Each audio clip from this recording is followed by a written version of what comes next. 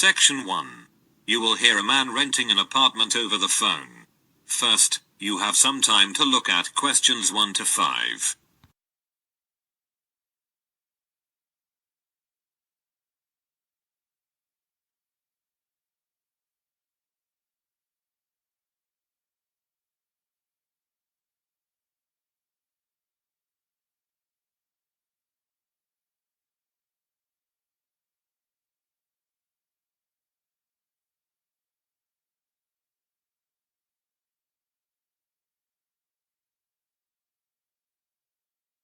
You can see that there isn't. You should answer the questions as you listen, because you will not hear the recording a second time. Listen carefully, and answer questions 1 to 5.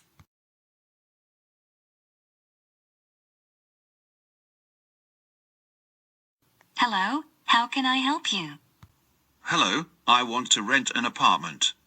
I saw your advertisement about 2-bedroom apartment on Bridge Street. Bridge Street 32, that's it? Exactly. But I have a couple of questions. Yes, I'm listening. Does rent include all the utilities, such as gas, electricity, phone, etc.? Yes, sure. You are only responsible to pay the rent. The lease includes cost for such utilities as gas, heat, water, electricity and phone. Great. And what about the internet? Unfortunately, the internet is not connected. But you shouldn't worry about that. If you wish, you can contact the local providers to set up the connection. Okay. And what kind of public transport is near the apartment? It is very close to public transport. Both underground and bus station are about 2 blocks away. Very good. I think I'll rent this apartment. Very nice. Could you tell me your full name, please? Yes. It's John Hooper. Hooper is spelled with double O. H-double-O. Then P-E-R. Thank you, John. I'm Mary Dixon, and I'll be your apartment manager. Thank you.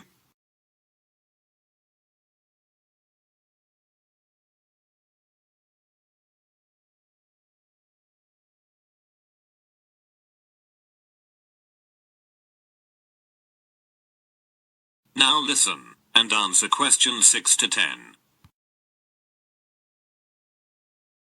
Now, we need to meet to sign a lease agreement. Okay. What documents should I bring? First of all, we require proof of your identity. Then, I can bring my driving license. I'm sorry, but driving licenses are not accepted. Could you bring your passport? Yes, sure. And do you require a tax bill? No, we're not requiring any bills. But you need to present your current employment contract. No problem, I have it. Anything else? Yes, we also need a reference from a friend or colleague, confirming your character. Okay. And what about a reference from an employer? We used to ask tenants for this reference a few years ago.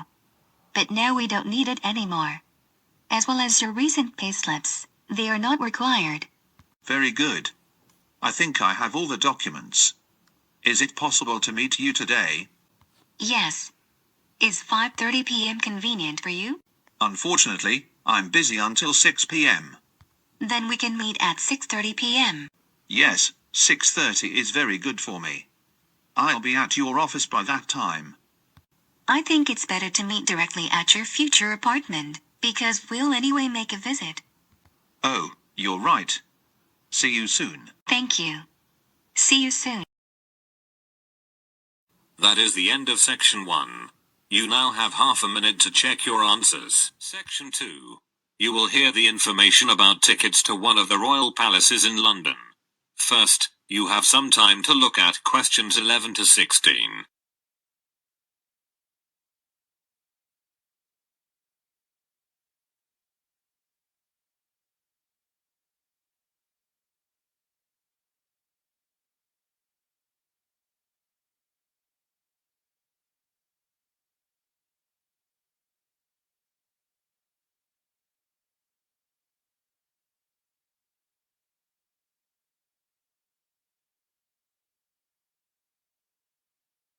As you listen to the first part of the talk, answer questions 11 to 16. Thank you for deciding to visit historic royal palaces of the United Kingdom. Every year dozens of tourists choose to visit the Tower of London, and we have a variety of tickets to suit your own interests. If you wish to make a single visit, you can buy a single-day ticket. This ticket enables you to visit only the Tower of London. The adult ticket's cost is £24. Children between the ages of 5 and 15 pay £18, and children under 5 can visit the tower for free. For full-time students, 16 years and over, and disabled visitors we offer a reduced tariff. If you have a reduced tariff, you pay only £19. And if you're going to make a visit with your family, it's a good idea to get a family ticket. The family ticket enables you to visit the tower and one other royal palace during one day. It costs £55, and can be used by up to 2 adults and 3 children. For permanent visitors we offer an annual membership. The annual membership provides you unlimited entry to any 5 royal palaces, and costs £107 for both adults and children over 5 years.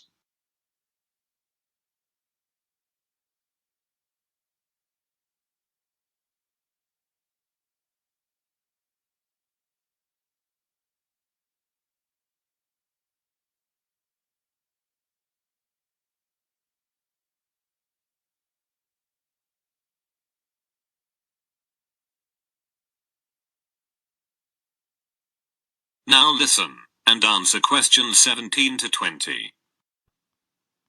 If you can't wait to visit these famous historical places, and have already chosen your ticket type, then it's time to order tickets. The first and the easiest way is to buy your tickets online.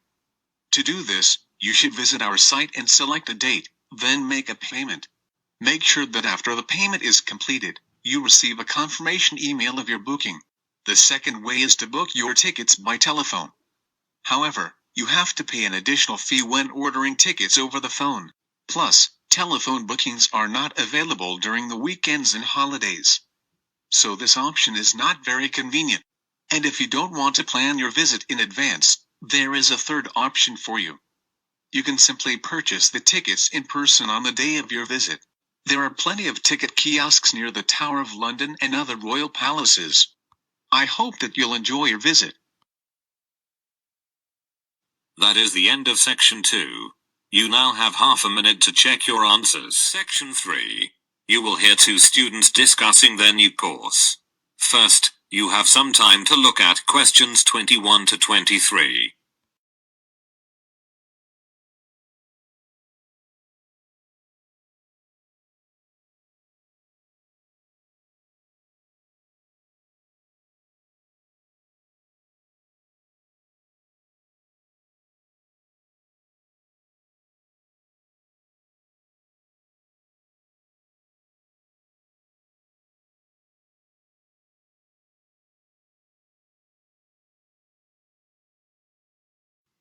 As you listen to the first part of the conversation, answer questions 21 to 23.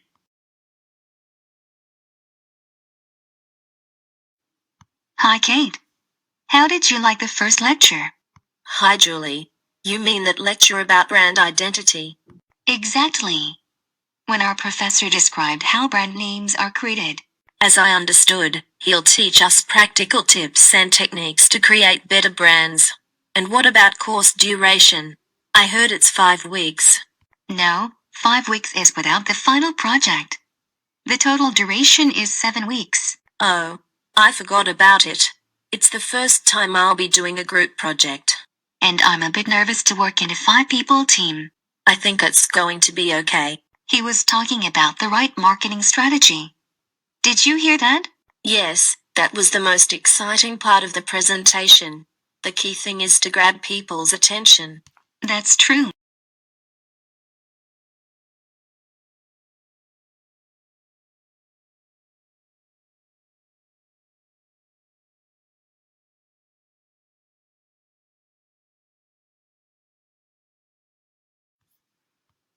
Now listen, and answer questions 24 to 30.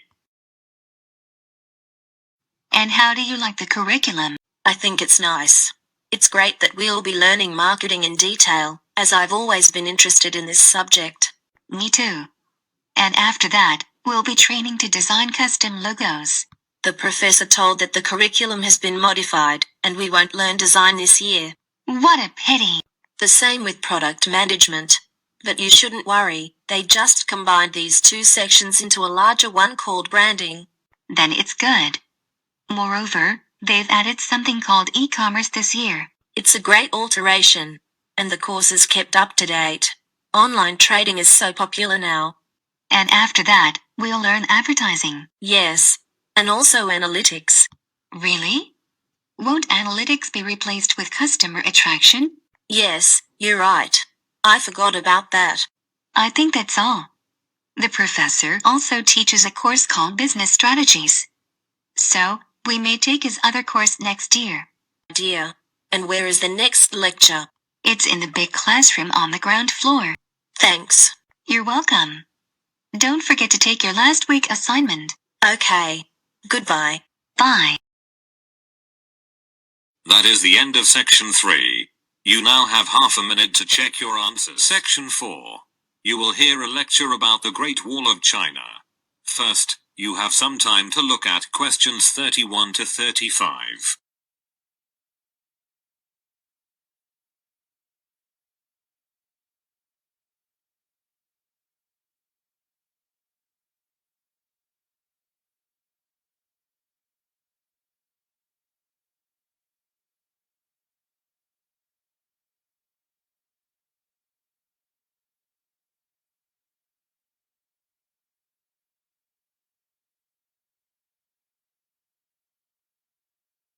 Now listen carefully, and answer questions 31 to 35. Perhaps the most recognizable symbol of China and its long and vivid history, the Great Wall of China is one of the most extensive construction projects ever completed. Somewhat ironically though, the one monument that China built to keep foreigners out is actually now the biggest tourist attraction in the country. Despite the initial purpose, the Great Wall never effectively prevented invaders from entering China. It came to function more as a psychological barrier between Chinese civilization and the world, and remains a powerful symbol of the country's enduring strength. Though the beginning of the Great Wall of China can be traced to the 3rd century BC, many of the fortifications included in the wall date from hundreds of years earlier, when China was divided into a number of individual kingdoms during the so-called Warring States period. Around 220 BC, Qin, the first emperor of a unified China, ordered that earlier fortifications between states be removed, and a number of existing walls along the northern border be joined into a single system that would extend for more than 10,000 li and protect China against attacks from the north. A li is about 1/3 of a mile, and that's where the monument's name came from. The original name for the Great Wall is Long Wall of 10,000 li, or simply the Long Wall. Though the wall is quite inspiring, it was never called the Great Wall in Chinese, and only foreign mistranslation with romantic overtones referred to it as Great or Big Wall. With the death of Qin and the fall of his dynasty, much of the Great Wall fell into disrepair. Much later, a series of frontier tribes seized control in northern China. The most powerful of these was the Northern Wei dynasty, which repaired and extended the existing wall in 390 AD to defend against attacks from other tribes. Despite its long history, the Great Wall of China as it exists today was constructed mainly during the mighty Ming dynasty, from 1368 to 1644. Under the strong hand of the Ming rulers, Chinese culture flourished, and the period saw an immense amount of construction in addition to the Great Wall, including bridges, temples and pagodas. In earlier centuries, the wall held little importance for the Mongols as a military fortification, and mostly served to protect caravans traveling along the profitable trade routes. But during the Ming dynasty, the Great Wall was considered vital to the defense of the country.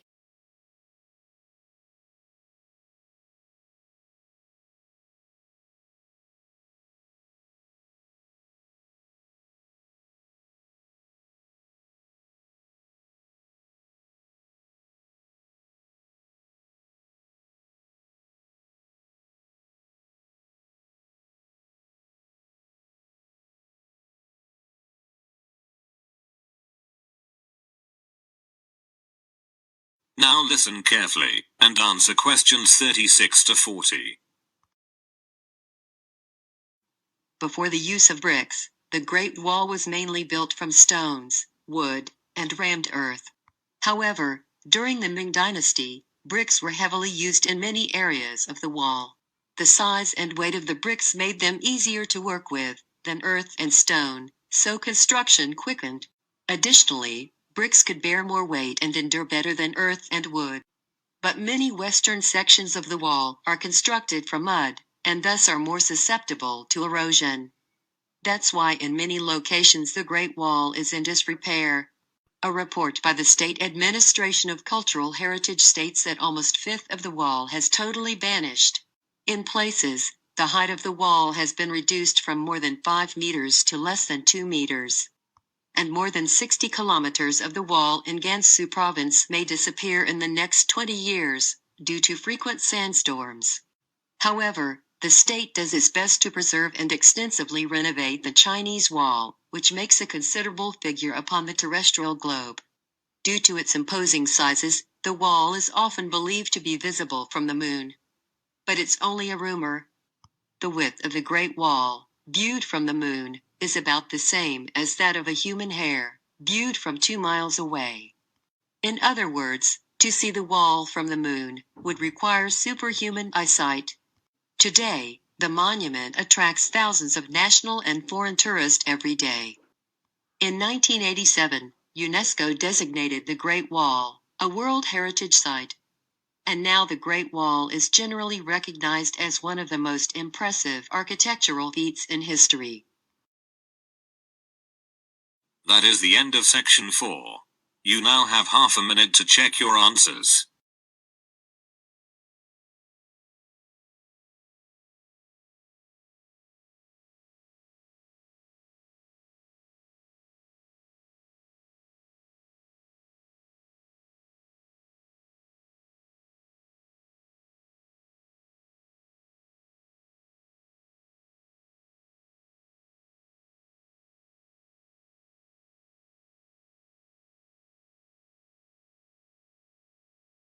You will now have 10 minutes to transfer your answers to the listening answer sheet.